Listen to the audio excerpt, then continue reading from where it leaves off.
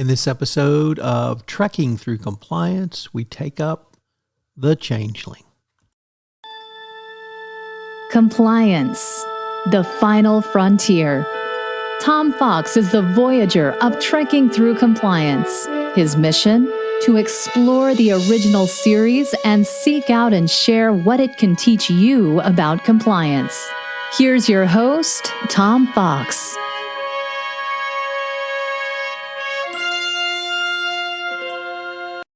In this episode of Trekking Through Compliance, we consider the episode The Changeling, which aired on September 29th, 1967, occurred on stardate 3451.9. Story synopsis. When the Enterprise investigates a distress call from the planet Mullor, Spock reports sensors detect no life forms.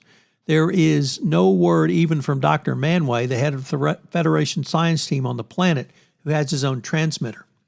The Enterprise shields pop up automatically when it encounters a 1-meter-long, 500-kilogram cylinder which attacks the Enterprise with energy bolts having the strength of 90 photon torpedoes.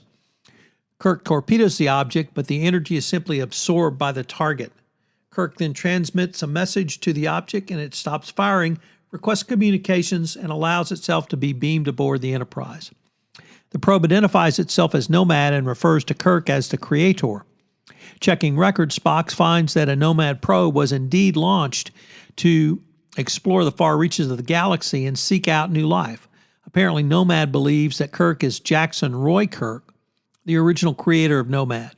Nomad insists, however, that its mission is to destroy that which is not perfect, including all biological infestations. Kirk leaves Lieutenant Singh in charge of Nomad. When it hears Uhura singing over the intercom, it slips away to seek her out.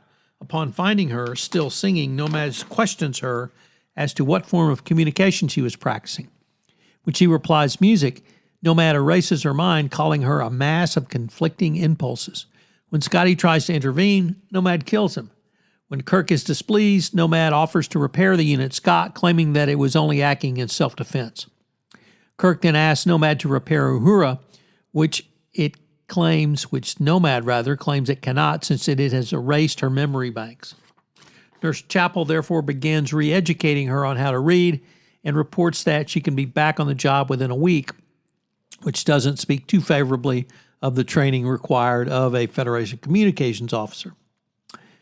Kirk then tells Nomad to accompany 2 security guards to a waiting area. Spock attempts to study Nomad, but it only lowers its shield when Kirk explicitly tells it to do so. However, Spock is not able to learn full details from the scan and therefore resorts to the Vulcan mind meld. How the analog to digital conversion is performed is frankly not explained in the episode. Nevertheless, Spock is able to do so. Spock discovers that Nomad collided with an alien called Tanru, designed to obtain and sterilize soil samples from other planets, and was severely damaged. Some of its memory was lost, and it subsumed Tanru's directive, interpreting it to mean sterilization of imperfections.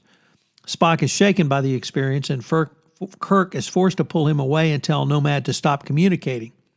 Kirk again confines Nomad to his cell, but Nomad waltzes right through the security field and kills 2 security guards when they attempt to stop him, with phaser fire. Nomad then makes its way to the engine room where it improves the efficiency of the engines by 50% by increasing the matter-antimatter reaction rate.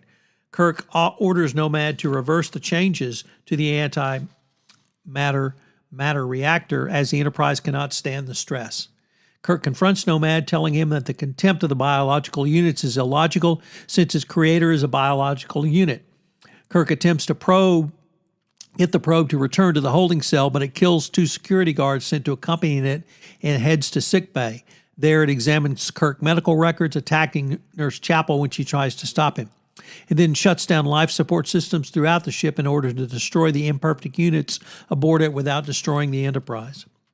Kirk gets Nomad to admit it must sterilize everything which is in error. Kirk defeats Nomad by showing it its own imperfections, as Nomad thought James T. Kirk was Jackson Roy Kirk and did not discover its mistake, and therefore did not exercise its prime function by eliminating himself because it is imperfect. While attempting to analyze the situation, Nomad is beamed into space.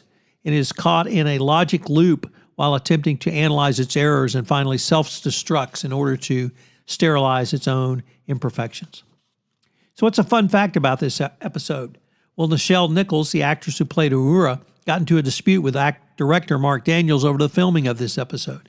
It had already been established that Uhura's first language was Swahili, and Nichols believed after her mind was erased, Uhura would revert to her first language. However, as Nichols herself did not speak Swahili, Daniels did not want her to do so and wanted her to only speak English.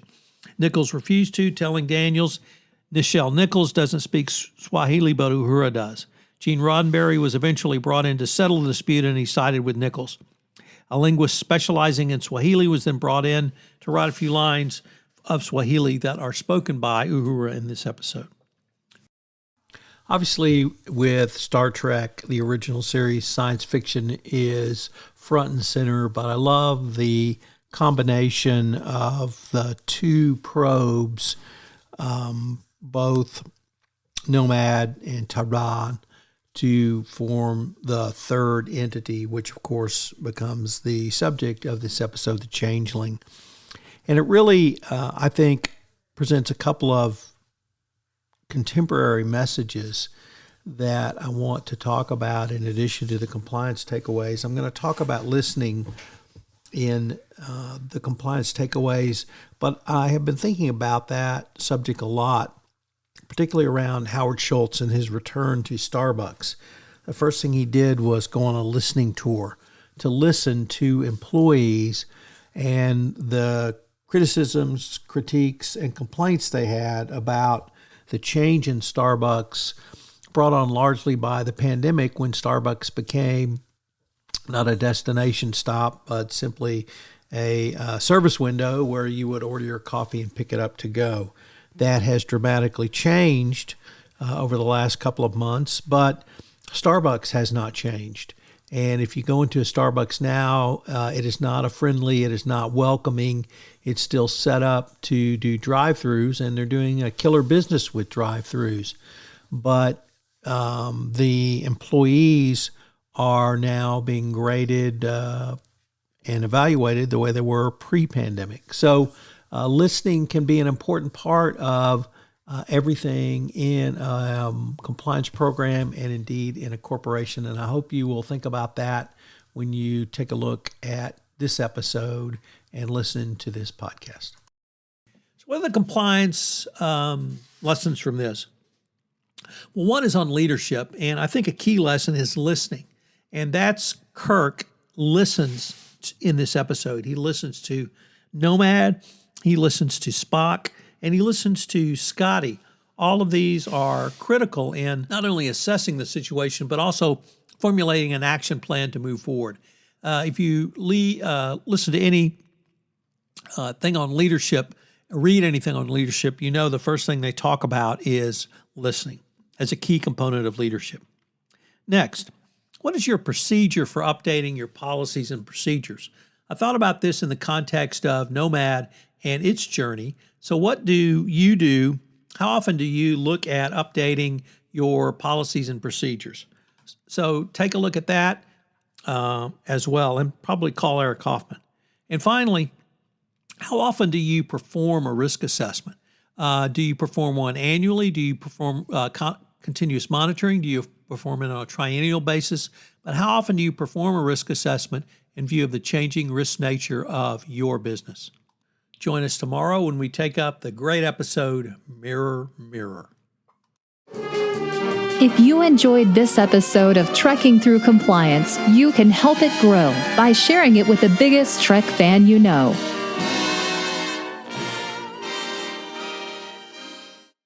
This podcast is a part of the C-Suite Radio Network. For more top business podcasts, visit c-suiteradio.com.